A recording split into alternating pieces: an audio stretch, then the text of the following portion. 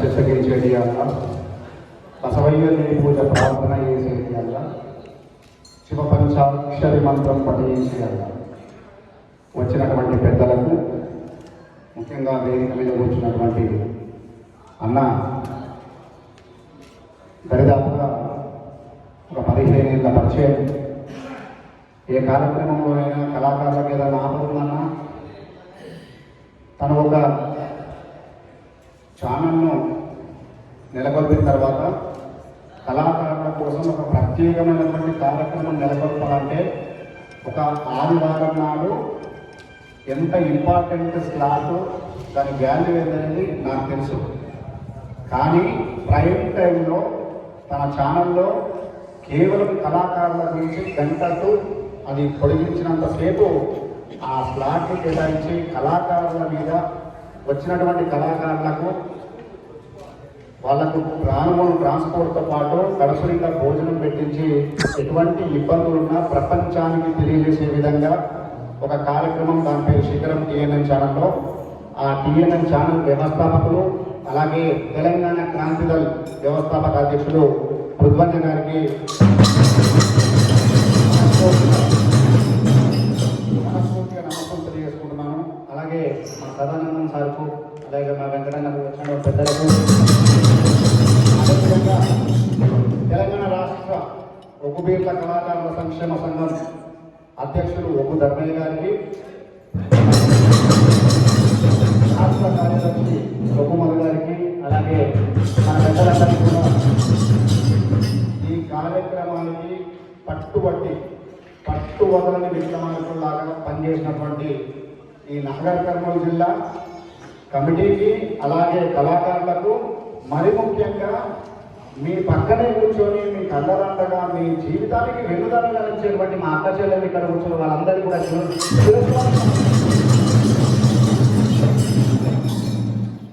అయితే ముఖ్యంగా 2 విషయాలను నేను చెప్తాను. ఇది రాజకీయ సభ కాదు, ఇది మన సాధక భావనలను చెప్పుకునేటువంటి ఒక వేదిక. ఆ వేదికకు మనం ఏం చేసినామంటే ఒగ్గుకథ మహోత్సవం నుంచి ఒక పేరు చెప్పి, నేను మహబూబ్ నగర్ జిల్లాలో ఒక కార్యక్రమానికి వచ్చినప్పుడు రాజు అక్కడికి వచ్చాడు. గడప గడపకు సంక్షేమ యాత్ర అనే పేరు పెట్టినప్పుడు రాజు ఒక మిత్రుడు మహబూబ్ నగర్ వచ్చినప్పుడు, అన్న మేము కూడా ఈ కార్యక్రమాన్ని ఏర్పాటు చేసుకుంటాము, ఒక కమిటీని ఏర్పాటు చేసుకుంటున్నాము. మన దగ్గర గొల్లకుమ్మలు చాలామంది, ఒగ్గుబీర్ల కళాకారులు చాలామంది ఉన్నారు. కనీసము వారికి హైదరాబాద్ కూడా ఎక్కడ ఉండదో తెలియదు, హైదరాబాద్లో మన సాంస్కృతిక శాఖ ఒకటి ఉంటుందని తెలియదు, రవీంద్ర భారతి ఒకటి ఉంటుందని అప్పలే తెలియదు. మాకు ఎటువంటి సమాచారం కూడా అక్కడ నుండి ఇక్కడ ఉండలేదు. కాబట్టి మీరు కొద్దిగా శ్రమ అనుకోకుండా మా దగ్గరికి వచ్చి ఒక కమిటీని ఏర్పాటు చేసి మమ్మల్ని సంఘటితం చేసే ప్రయత్నం చేస్తే మీ అడుగుదారుల్లో మేము నడుపుతామని చెప్పినప్పుడు, తప్పకుండా ఏది ఏమైనా మీకు మాటిస్తున్నాను, ఎంత కష్టం ఉన్నా సరే తప్పకుండా వస్తానని నాగర్ కర్నూలు జిల్లా కమిటీని ఏర్పాటు చేసినాము. ఆ కమిటీ ఏర్పాటు చేసినంత వరకు వరుణదేవుడు గారు మీరు అందరూ వచ్చిందే వరాలు. కమిటీ కంప్లీట్ కాగానే మన మీద నెత్తి మీద అక్షంతలు పడ్డట్టు వరుణదేవుడు ఏ విధంగా గుర్తించడం మీ అందరూ చూసాం.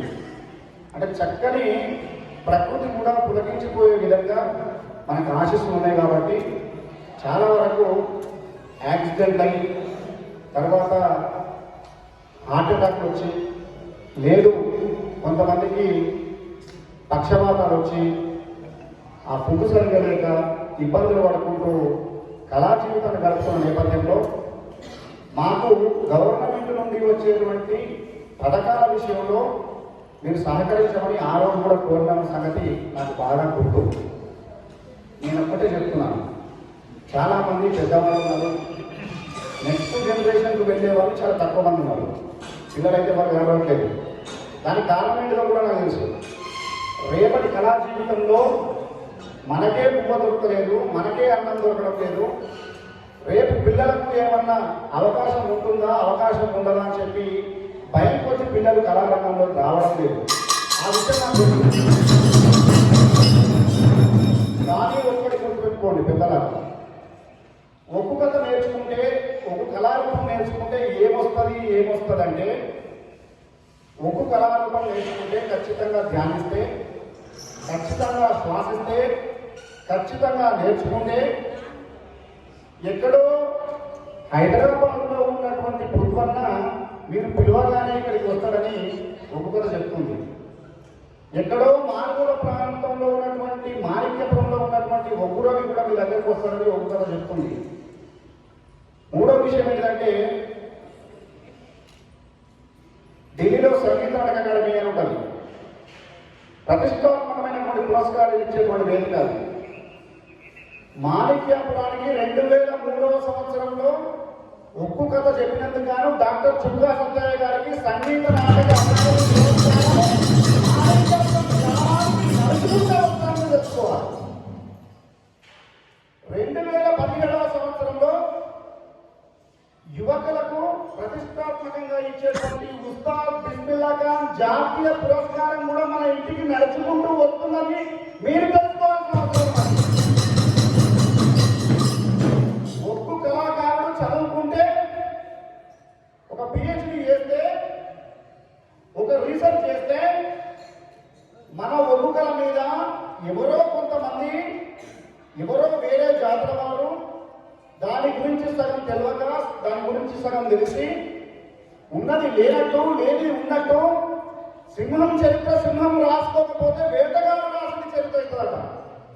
ఈ వేటగాడు రాసిన చరిత్ర మనం చదువుకుందామా, మన చరిత్ర మనం చదువుకుందాం మీరు చెప్పండి.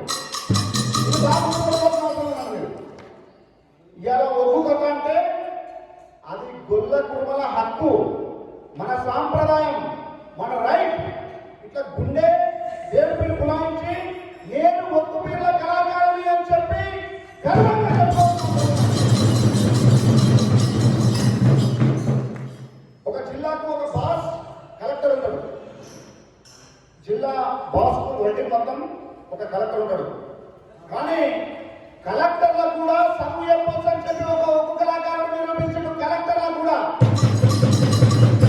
డెహ్రాడూన్లో ప్రొఫెషనల్ కలెక్టర్లకు వెళ్ళి ఒక్కు కళాతో రూపం నేర్పించి, ఒక్కు కళా ప్రదర్శన చేపించి వాళ్ళలో ఎక్కువది ఇప్పటికీ 23 మంది కలెక్టర్లు లిటరల్ గా నాకు స్టూడెంట్స్ గా ఉన్నారు. 23 మంది కలెక్టర్లు. ఇది గుర్తుపెట్టుకోండి. మనకేమొస్తుంది, మనం ఏమైనా చేయొచ్చు. తెలంగాణ స్టేట్ పోలీస్ అకాడమీకి గెస్ట్ ఫ్యాకల్టీగా ఉండొచ్చు, పోలీసులకు కూడా చదువు చెప్పొచ్చు. నేషనల్ స్కూల్ ఆఫ్ డ్రామాకు గెస్ట్ ఫ్యాకల్టీగా ఉండొచ్చు. పెద్ద పెద్ద ఇన్స్టిట్యూట్లల్లా, పెద్ద పెద్ద యూనివర్సిటీలల్లా ఒక్కు కథ నేర్చుకుంటే, దాన్ని శ్వాసిస్తే, దాన్ని ధ్యానిస్తే ఖచ్చితంగా మన ఇంటికి సిరుల పంటే కాదు. మనం ఏ రోజన్నా పట్టణానికి వెళ్తే డబ్బులు లేకుండా ఇంటికి వస్తామా, పైసలు లేకుండా ఇంటికి వస్తామా? జేబులో ఇన్ని పైసలు పెట్టుకుని వస్తాం. అదేవిధంగా మల్లన్న నమ్ముకున్నారు, మల్లన్నంత మంత్రం లేదు, ఎల్లమ్మంత యంత్రం లేదని చెప్పి మనల మీద చెప్పేది. కాబట్టి మీరు ఎప్పుడు కూడా ఒక్కు కళాకారణమని తక్కువ అంచనా వేసుకోకుండా మీ గురించి ఏ అర్ధరాత్రైనా, ఏ అపరాత్రైనా కూడా మీ ఆరోగ్య విషయాల్లో కావచ్చు, మీకు అత్యంత ప్రతిష్టాత్మకమైనటువంటి మీ పిల్లలకు అత్యంత విలువైనటువంటి విద్య విషయంలో కావచ్చు. నేను మొన్న కూడా చెప్పడం జరిగింది. ఈ విషయాలలో మీరేమి ఇబ్బంది పడకండి. మీకు సీట్ల విషయంలో కావచ్చు, విద్యా విషయంలో ఇట్లా మనకు పురుగొన్న లాంటి వాళ్ళు చాలా మంది ఉన్నారు. మీరు తలిస్తే మొలకై ముడిచేటువంటి మన కుల బాంధవులు చాలా మంది ఉన్నారు. అందులో ఇలా మీ కష్టాలు తెలుసుకోవడానికి పురుగొన్న ఇక్కడికి వచ్చాడు.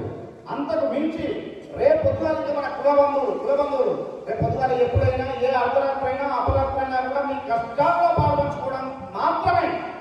ఎందుకంటే మన తెలంగాణ రాష్ట్ర ఒగ్గు పీర్ల కళాకారుల సంక్షేమ సంఘం అని పెట్టుకున్నాం. సంక్షేమం అంటే కేవలం కష్ట సుఖాలలో మాత్రమే పాల్పంచుకుంటాం. సరే, పెళ్లిళ్ళు పేరంటారంటే వేరే విషయం. కానీ మీ విద్య విషయంలో, మీ ఆరోగ్యం విషయంలో ఇప్పటికీ పృథ్వన్న గారు కరోనా విషయంలో, కరోనా వచ్చి కరోనాకు అప్డేట్ వర్షన్ బ్లాక్ ఫంగస్ వచ్చి ఇబ్బంది పడుతున్న నేపథ్యంలో ఒక తండ్రిని కొడుకును ముట్టుకున్నటువంటి సందర్భంలో, ఒక కొడుకును తల్లి ముట్టుకున్నటువంటి సందర్భంలో ఇదే ధర్మం ఇక్కడ ఉన్నాడు. కరోనా వార్డు చేస్తే ఇదే మదన్న నేను డైరెక్టర్ గారు ఒకటే మాట చెప్పారు, మనోళ్ళు ఎక్కడ కూడా కరోనాతో ఇబ్బంది పడుతూ మీరు ఎక్కడున్నా ధైర్యంగా ముంగడికి వెళ్ళండి. ప్రాణాలకు తెగించి మనల గురించి కొట్టాలని చెప్పి గ్రామ సర్వీస్ విషయంలో కావచ్చు, ఆరోగ్యం విషయంలో కావచ్చు, ఈ రెండు విషయంలో జాగ్రత్తగా పంపించాడు. కరోనా వార్తకు ఎవరైనా వెళ్తారా? కరోనా వార్తకు ఎవరైనా వెళ్తారా? కానీ మేము వెళ్ళినాం.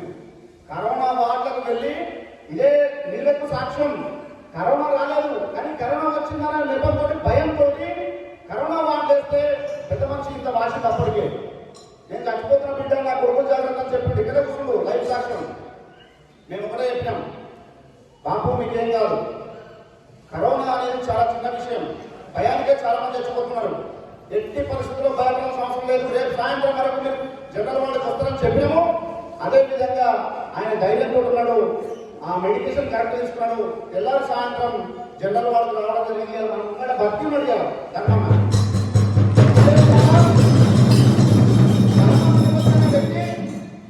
బ్లాక్ ఫంగస్ వచ్చి దౌడంతో చేస్తే కనీసం ఒక భార్య మాత్రమే వచ్చింది. అందుకని నేను ఏం చెప్తానంటే ఆడబిడ్డలకు వంగి కాలకు దండం పెట్టాలని చెప్తాను. ఎందుకంటే ఎవరు చేయలేరు. కరోనా వాటల్లో భర్తకేమైనా జరిగితే కన్నతల్లి రాలేదు పాపం, ఎందుకంటే ముసలోడు. కానీ భార్య పోయింది. నా భర్త పోయిన తర్వాత నేనేం చేయాలని చెప్పి నా భర్తను కాపాడుకుందామనే ఉద్దేశంతో భార్యలు కూడా వెళ్ళారు. భార్య కూడా కరోనా బారిన పడ్డారు. పరమ తిరుపతి వ్యక్తి కరోనా బారిన పడి బ్లాక్ ఫంగస్ వచ్చి దౌడంతో కొట్టేస్తే ఇద్దరుపై కరోనా వార్తలు ఉంటే వారికి బ్లాక్ ఫంగస్ కు ఖచ్చితమైన ట్రీట్మెంట్ చేపించి ఇవాళ దౌడమైనా కూడా బ్రతుకున్నాడు కరీంనగర్లో పరమ తిరుపతి. ఇట్లాంటి కార్యక్రమాలు చాలా జరిగినాయి. ఇదే చెప్తున్నాను. నేను మీకు చెప్పేది ఒకటే, మీ పిల్లల విషయంలో అయ్యో దోలేసుకుంటే కళ నేర్చుకుంటే రేపు బుక్కడి బువ్వ దొరకదో మా పిల్లగానికి ఎవరైనా పిల్లలు ఇస్తారో ఇవ్వరో అని మాత్రం భయపడి కళకు మాత్రం దూరం చేయకుండ్రి. ఎందుకు చెప్తున్నానంటే ఏ జాతికి లేనటువంటి గొప్ప సంపద మన కొల్ల కుర్మ జాతి ఇది మర్చిపోతుంది. మీరు ఒక్క నిమిషం గమనించండి, ఎంత సైంటిఫిక్ రీజన్ తోటి ఎంత సైంటిఫిక్ మెథడ్ తో చెప్పినట్టు మన వాళ్ళు ఒక్కొక్కతనం ఏవలు ఎంత ఏ సాహిత్యకారులు రాయినటువంటి ఈ సాహిత్య సంపద ఆది నుంచి పులి వరకు గంగ నుంచి మంగళం వరకు మనకు మొత్తం కూడా ప్రాసతోటి ఈ కార్యక్రమం ఉంటుంది. 20 చేతుల వీరమాంకాలి, 12 చేతుల బాకిత్తి మాంకాలి, పోసిన కాస పులిముప్పలేదు, 4 భుజములు చక్రము గదావలమాల పక్కన ధరించిన మాంకాలమ్మ.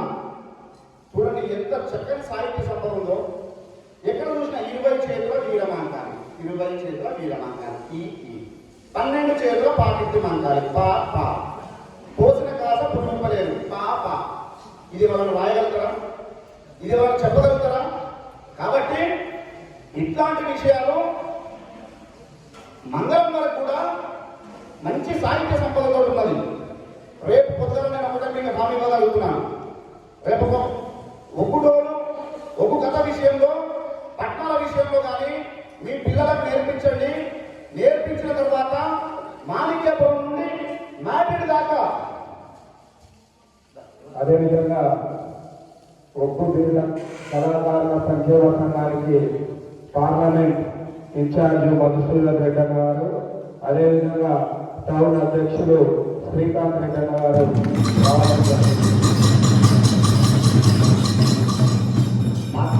చేసినటువంటి అమ్మగారికి స్వాగతం. కాబట్టి ఎప్పుడు కానీ మన కళను ఎప్పుడు కూడా తక్కువ అంచనా వేయకండి. పండితులను పామరులను ఇద్దరిని ఆకట్టుకునేటువంటి గొప్ప సాహిత్య సంపద మన దగ్గర ఉన్నది. ఒక రోజు కథ మొదలు పెడితే 7 రోజులు నాన్ స్టాప్ గా చెప్పేటువంటి ధైర్యం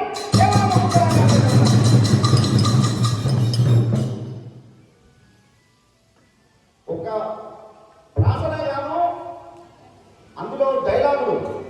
చుక్కా సత్తయ్య గారు ఒగ్గు కథ అంటే దాన్ని ఫోక్ టేల్ కింద ఒక కథన సాంప్రదాయం కింద చెప్పినటువంటి వ్యవస్థను కాదు, ఇది ఖచ్చితంగా జానపద నాటక ప్రక్రియ అని చెప్పి అకామంతరని తమ్ముడు వీరభద్రుడు అసమర్థుడు అనుకుంటున్నా. ఈ వీరభద్రుడి గుండెల్లో మండుతున్న హోమాగ్ని అగ్ని పర్వతాలు బద్దలు కాజేసి సప్త సముద్రాలు వల్ల కలవరం చేసి విష ప్రయోగముల చేత మా తల్లిదండ్రులు ప్రాణముల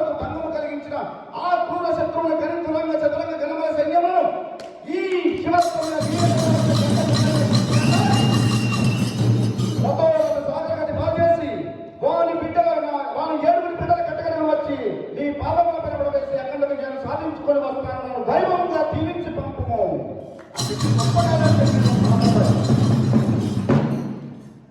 కానీ ఓపిక చాలా అవసరం. ఓపిక లేని మనం ఏం పని చేయలేము. ఇప్పటిదాకా ఓపిక పట్టిరు, ఇప్పటిదాకా ఒక ఎత్తు, ఇక నుండి మరొక ఎత్తు. ఇంతకు ముందుకు నాగర్ కర్నూలు జిల్లా ఒక్కొక్క కళాకారులు అంటే మాకు వాళ్ళకి పరిచయం లేదు, కానీ ఇప్పుడు పరిచయం అయ్యింది. పృథ్వన్ అంటే ఎవరు, సదానందం అంటే ఎవరు, ధర్మన్ అంటే ఎవరు, ఒక్కుమదన్ అంటే ఎవరు, ఒక్కురం అంటే ఎవరు, శ్రీకాంతన్ అంటే ఎవరు, రాజన్ అంటే ఎవరు, మీకు అందరికి పరిచయం. ఓకేనా? ఇక్కడ నుండి మీరు ఏం ప్రోగ్రామ్ చేయాలనుకుంటున్నారు, ఏ కార్యశాల నిర్వహించాలనుకుంటున్నారు, ఇవి మీరు కేవలం మా చెవులేస్తే మీకు వడ్డించిన తాంబూలం లాగా మీకు సేవ చేయడం కోసం తెలంగాణ రాష్ట్ర ఒక్క పీర్ల కళాకారుల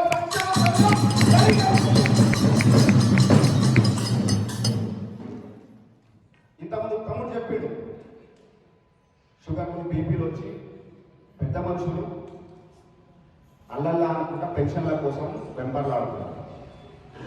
బాధాకరమైన విషయం.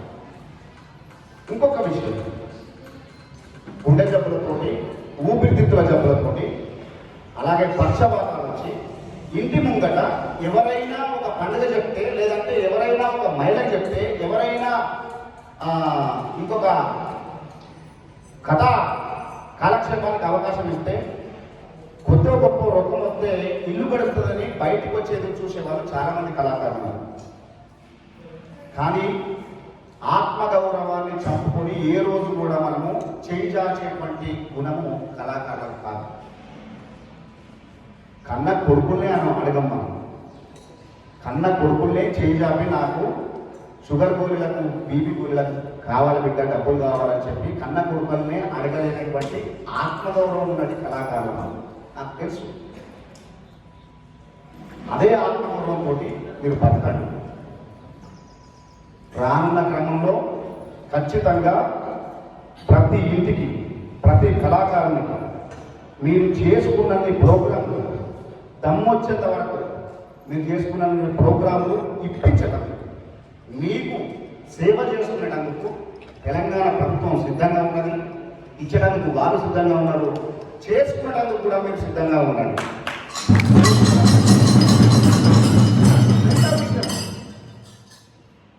మన కళను కూడా మనం మార్చుకోవాల్సిన అవసరం ఉంది. అది ఎట్లా? మూలం జడకుండా మార్చవలసిన అవసరం ఉంది. ఎట్లా మరి మూలం జడకుండా చాలా మంది వచ్చి నేను చూస్తా ఉన్నా, గమనిస్తా ఉన్నా, ప్యాంట్ల మీద వచ్చి కథ చెప్తున్నారు.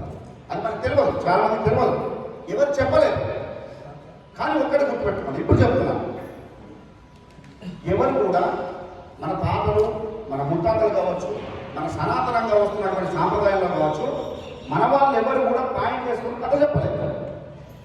అద్భుతంగా వేషాలు ధరించి, మంచి బొట్లు పెట్టుకొని, బండారు వర్ణం పెట్టుకొని, ఆ బండారు సేవ చేసుకునేటువంటి మహాభాగ్యం మన జాతి కళాకారులు ఉన్నాయి.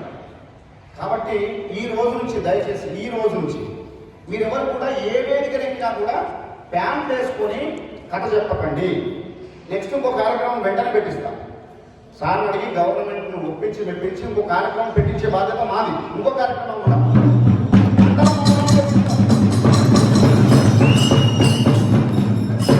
నెక్స్ట్ కార్యక్రమం వరకు ఈ పెద్దలు మళ్ళొస్తారు, మళ్ళీ తీసుకొస్తా, వాళ్ళ కడప కలవడానికి మనిషి మళ్ళీ తీసుకొస్తా మీ గురించి. నెక్స్ట్ వరకు మీరు ఏం చేయాలి? మంచిగా వేషాలు ధరించుకొని చాలా నీట్గా గొప్పగా మన తాత చెప్పిన శాస్త్రాన్ని చెప్పండి.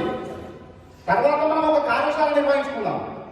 ఈ కళారూపాన్ని మన వాళ్ళు చుక్కసత్తయ్య గారు చెప్పారు, తర్వాత రేలపల్లి ఐలయ్య గారు చెప్పారు, తర్వాత సాయిల ఐలయ్య గారు చెప్పారు, మన ఒక్కు ధర్మయ్య గారు చెప్పారు, ఒక్కు మదన్న గారు చెప్పారు. ఆ శాస్త్రాన్ని కొంచెం మన అంటే మన వాళ్ళకే, మన జనులకే కాకుండా పండితులకు కూడా అర్థమయ్యే రీతిలో ఏ విధంగా చెప్పాలనే అంశాన్ని మనం కార్యశాలలో మాట్లాడుతున్నాం. కానీ ఓపిక చాలా ముఖ్యం. ఒత్తిమిత్తి కాసు, కడిగన్నం కాసు, తాత్పరం తనడు కాసు. ఒక చిన్న కథ చెప్తాను మీకు. మల్లన్న గుడి కాడ మల్లన్న గుళ్ళే లింగం ఉందట. మల్లన్న గుడికి అడ్డంగా కడుపున్నది. ఈ అంతా ఒక్కొక్కరు పూజ చేసినాక రాత్రి పౌర్ణమి సేవ అయిపోతుంది కదా మల్లన్నకు. అయిపోయినాక ఎక్కడో అక్కడ పోయినాక కడపలు వేసిందట. కడపలు వేసి మల్లన్న అడుగుతున్నాడు, మల్లన్న మల్లన్న ఈ భక్తులంతా నిన్ను మొక్కుతున్నారు, నన్ను దొక్కుతున్నారు, ఏది మళ్ళా నాకు ఏం అర్థమైతలేదు అని చెప్పి కాపాడికింది. అప్పుడు మల్లన్న దేవుడు పిచ్చిదానా నవ్వి అడ్డం 2 దెబ్బలు, పొడుగు 2 దెబ్బలు, ఉలితోటి కొట్టగానే కింద పడ్డాడు. మరి నేను నా ముక్కులు చెక్కడానికి 1,00,000 దెబ్బలు పడ్డాయి, నా చెప్పులు చెక్కడానికి 1,00,000 దెబ్బలు పడ్డా, నా దేహం చెక్కడానికి కొన్ని కోట్ల దెబ్బలు పడ్డా. ఉలి దెబ్బలు ఎంత ఒప్పుకున్నదే, నీకు 4 దెబ్బలకి కింద పడ్డదని నేను గట్టంటే, కోట్ల దెబ్బలు తిన్నందుకే నేను విగ్రహంగా మలిచి లింగంగా మారి ఇక్కడ అడుగుల్లో పూజలు అనుకుంటున్నాను. ఓపిక ఉంటే ఖచ్చితంగా ప్రతి ఒక్కరూ కుళ్ళ లింగమై కూర్చుంటారు. మీరు కుళ్ళ లింగమై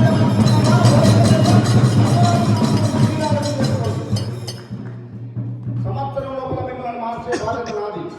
సంవత్సరం లోపల ఖచ్చితంగా మీరు కల్వకుర్తి చుట్టుపక్కల గ్రామాల నుంచి, లేదంటే నాగర్ కర్నూలు జిల్లా చుట్టుపక్కల గ్రామాల నుంచి వచ్చిండ్రు. మన ఎమ్మెల్యే గారు, మన స్థానిక మన మంత్రివర్యులు కూడా ఈ జిల్లా నుంచే ఉన్నాడు, జూపల్లి కృష్ణారావు గారు. ఖచ్చితంగా మనం అందరం వెళ్దాం. వెళ్ళి ఖచ్చితంగా రిప్రజెంటేషన్ రూపంలో మనకు కావాల్సినటువంటి వర్క్షాప్లకు కానీ, ఉపకళా మహోత్సవాలకు కానీ తగిన ఫండింగ్ తీసుకొని ఖచ్చితంగా మన కళారూపాన్ని నవీకరణ చేసుకోవాలని, కొత్తదనం తీసుకురావాల్సిన అవసరం ఉన్నది. కాబట్టి ఈ విషయంలో మీరు మంచిగా ఆలోచించి ఒక డిసిజన్ తీసుకుంటే, మీరు అన్నటువంటి మీరు 2 పాయింట్లు చెప్పారు. ఒకటి పెన్షన్ చెప్పారు, రెండవది బస్ పాస్. మీకు బస్ పాస్లో అవసరం లేదు, కాన్సెల్లి ఆ పెన్షన్లో అవసరం లేదు. మీకు ఖచ్చితంగా కథ చెప్తే నెలకు 15 పర్ఫార్మెన్స్ చేసుకుంటే మీకు బస్ పాస్ ఏమవసరం, ఇంకా నెలకు 15 పర్ఫార్మెన్స్ చేస్తే మీకు బస్ పాస్ ఏమవసరం ఇంకా. కాబట్టి ఆ దిశగా మనం ఆలోచిద్దాం. ఈ కార్యక్రమాన్ని ఉద్దేశించి చాలా మంది పెద్దలు మాట్లాడేది ఉంది. ఇంకా మధ్యలో కొన్ని విషయాలు చెప్తాను. ఈ కార్యక్రమాన్ని ఉద్దేశించి పెద్దలు ధర్మయ్య గారిని స్పందించవలసిందిగా విజ్ఞప్తి చేస్తున్నాను.